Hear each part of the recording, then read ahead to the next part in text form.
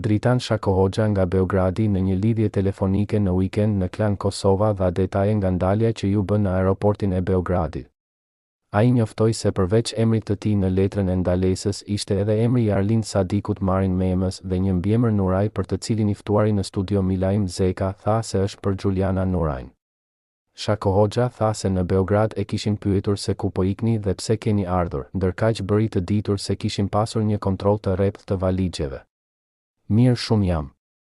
Asnjë problem nuk kam. Jo, nuk ishte asgjë, thjesht na izoluan në një dhomë të shpifur dhe të shëmtuar edhe kaq.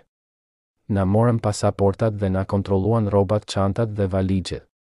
Ata zbatonin urdhërat.